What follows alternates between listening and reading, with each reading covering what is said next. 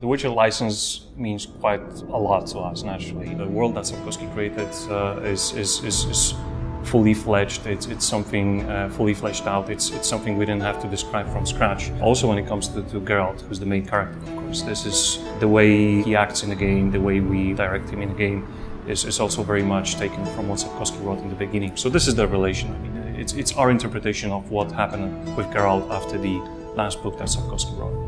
To become more mundane when it comes to commercial, of course, especially in the parts of Europe, mostly where Sapkowski was quite well known before the launch of the first game, it helped a great deal too, because of course there was a fan base of his books that was very interested in following the game, and of course they had very high expectations, so if you treat the fans badly, they will hit your guts. Luckily, we delivered in a way that was suitable for them, and of course that followed with pretty good sales.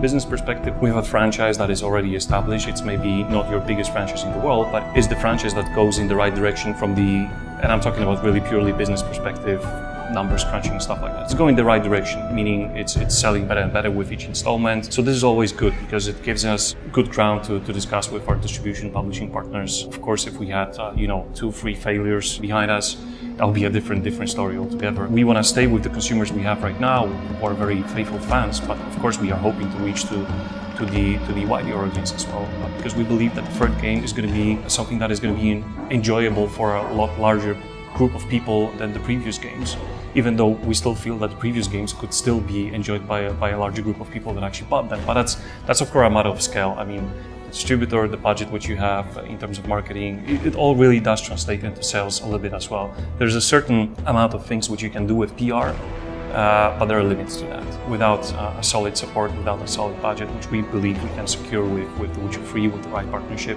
it's really difficult to achieve numbers like some of our grand competition, like your Dragon Age franchise, Skyrim, and whatnot. Are we that much behind them, in terms of the quality of the games? Of course, we got a lot to learn, and we do know that. But I really do think that we can deliver a game of at least similar quality as they do, if not better. Of course, our target is to be better, always. And, we always had ambitions not only to be, at the top level in terms of quality of development, but also to be independent. It's very important for us not to be dependent in terms of production values or production direction on the big publishers. When you have a certain history of games behind you already, even us, even though we haven't released like 10 or 15 games, it would be relatively easy to, for example, go out there and say, okay, we need this and that amount of money, could you finance us? And probably we would get those money without too much struggle, to be honest. But then we would probably lose the production direction, a big deal. And this is something we cannot really afford, we do not want to do. We do not really want to have a producer from company XYZ sitting here and telling us, okay, Geralt, gray hair, that sucks, he's got to be bald and or has to have ponytails or something like that, on the sides. This is not something we want to do. This is not something we want to have. We believe we know what kind of games we want to make. The only people who should tell us how the game should look like should be consumers. And actually, these are the guys we're listening to the most, and we're trying to react in the way we feel that is suitable for both them and for the franchise.